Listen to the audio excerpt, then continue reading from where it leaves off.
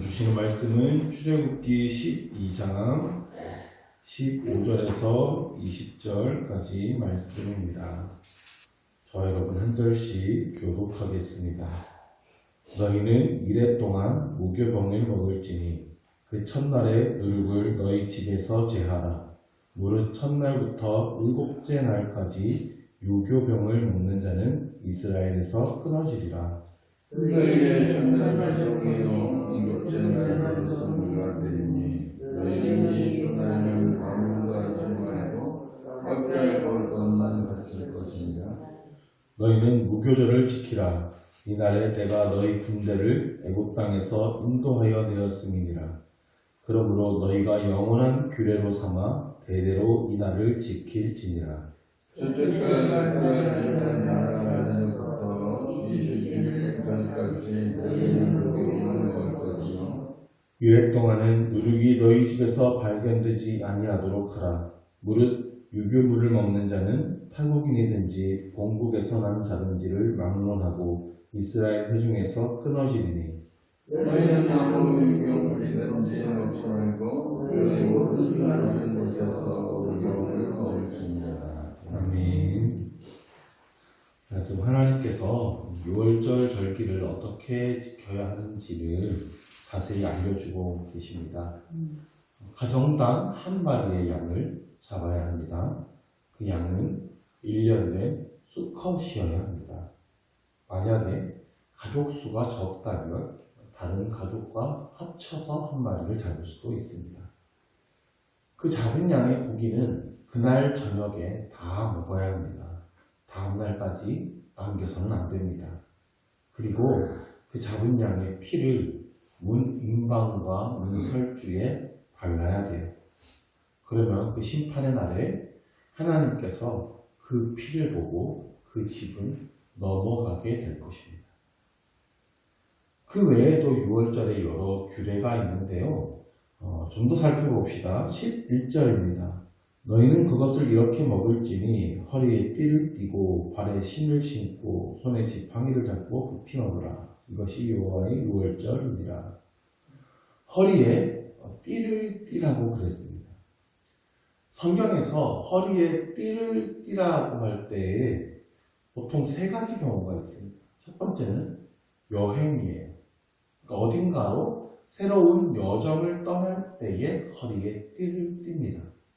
두 번째는 달리기입니다.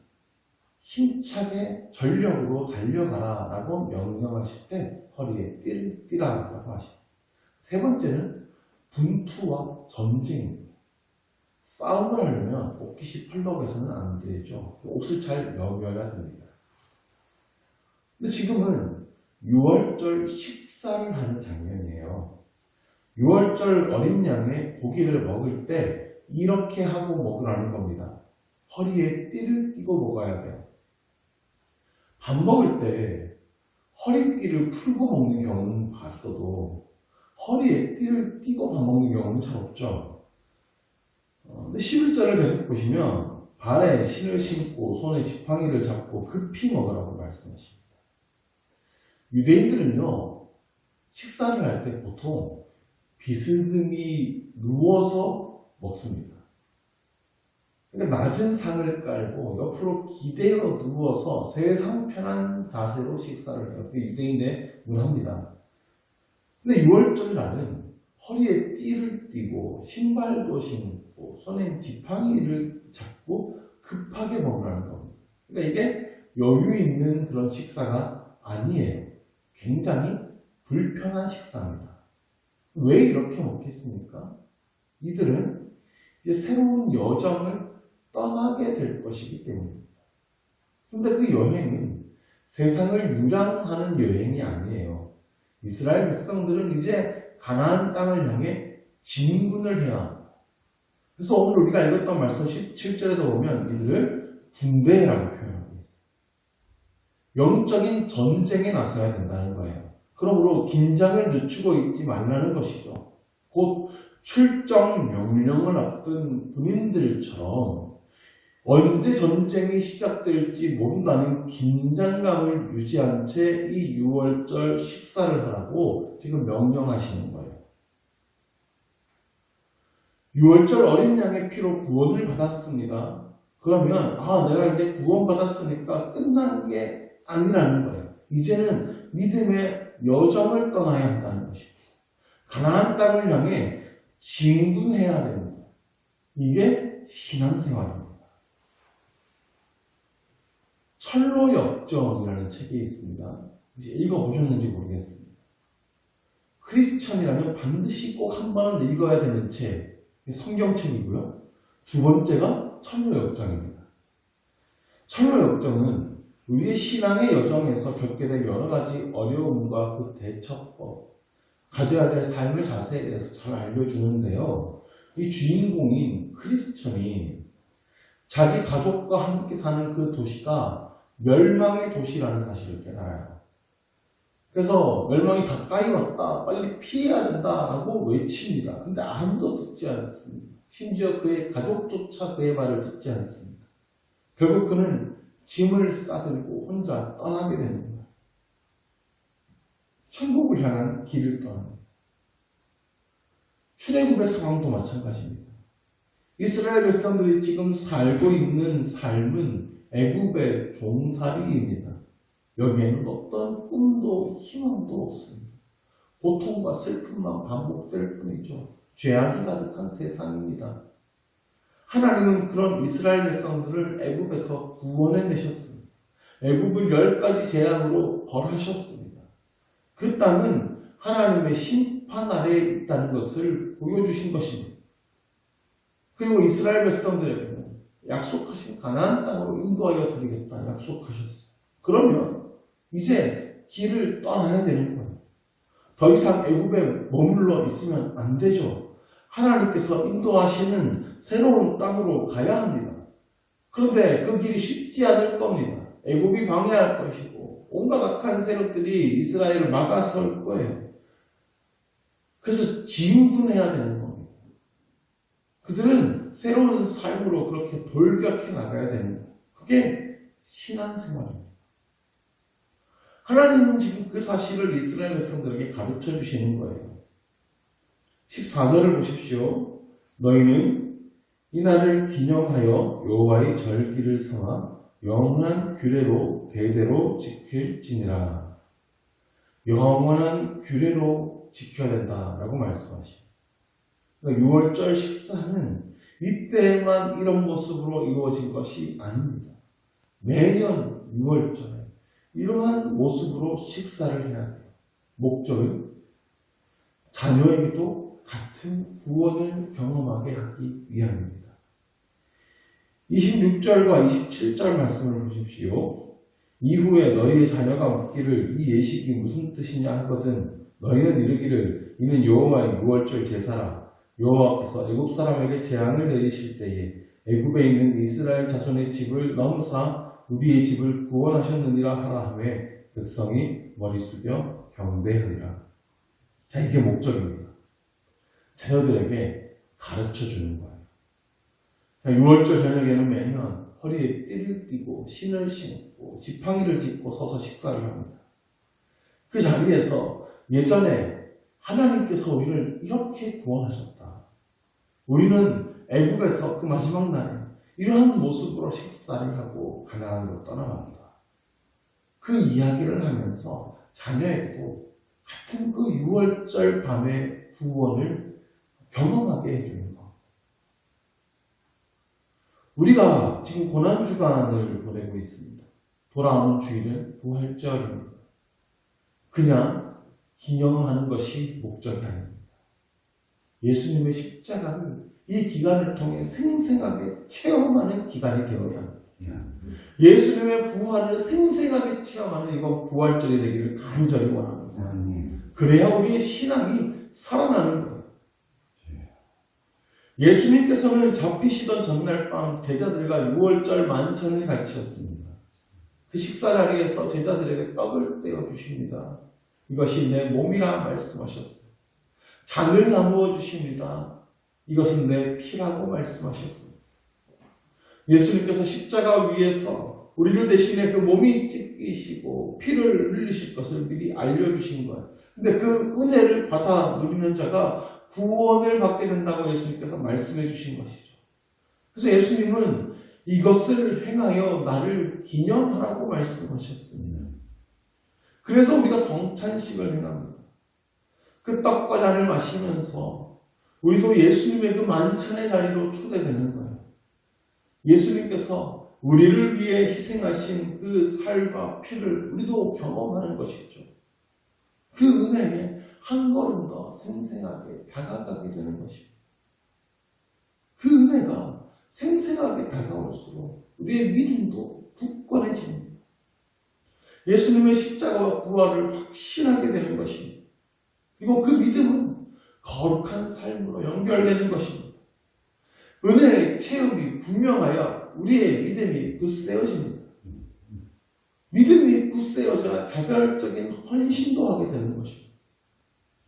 이번 이 고난주간과 부활절을 통하여서 십자가와 부활의 은혜가 더욱 생생하게 체험되기를 간절히 소망합니다. 6월절을 기점으로 해서요, 일주일 동안 무교절이라는 게 시작됩니다.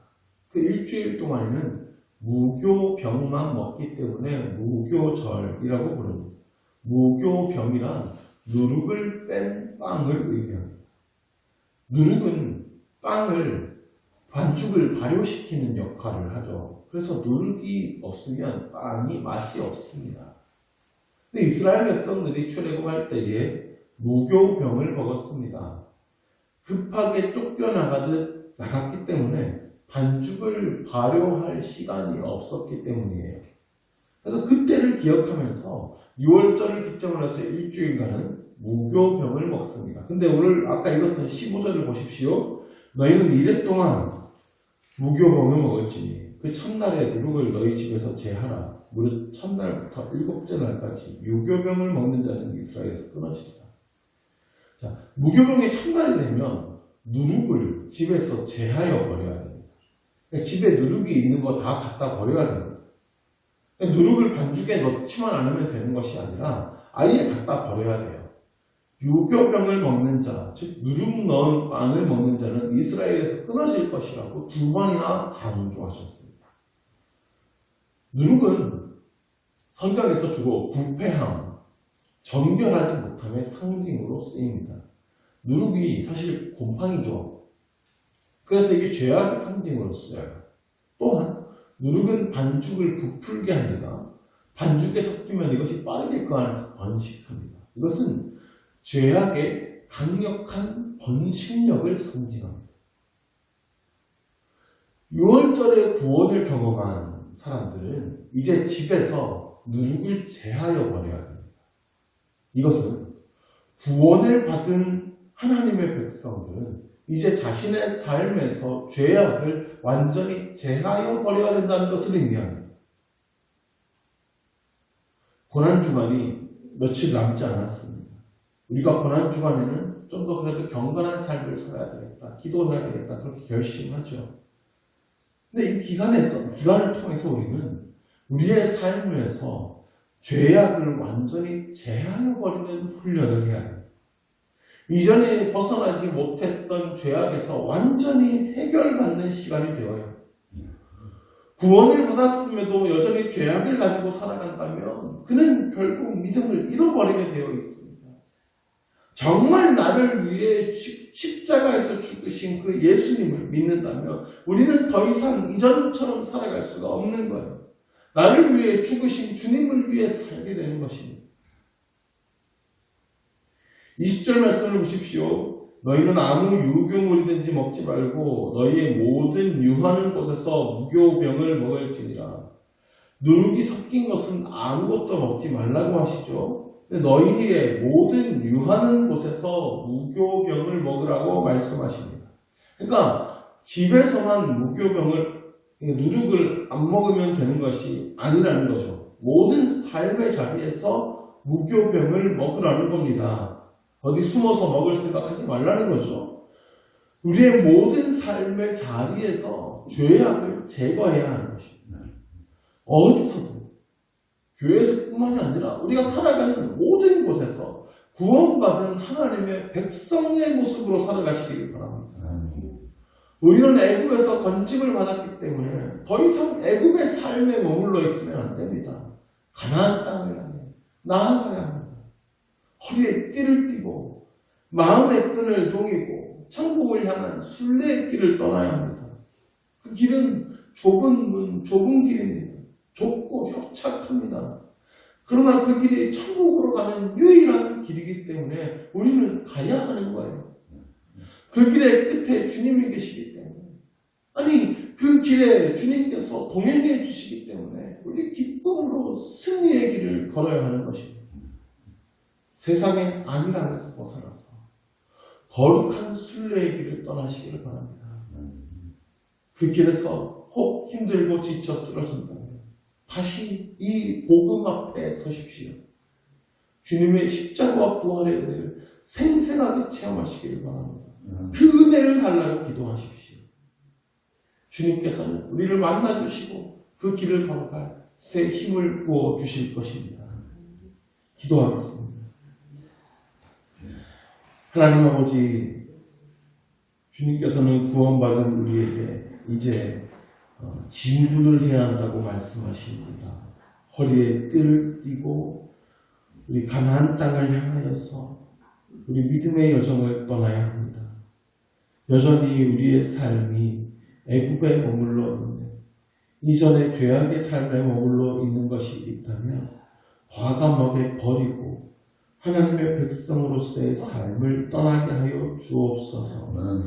비록 힘들고 지쳐 쓰러질 수 있으나 주님께서 주시는 새 힘을 얻기를 원합니다. 십자가의 주님, 부활하셔서 영원토록 우리와 함께 하시는 주님을 더욱 깊이 만나게 하여 주시옵소서.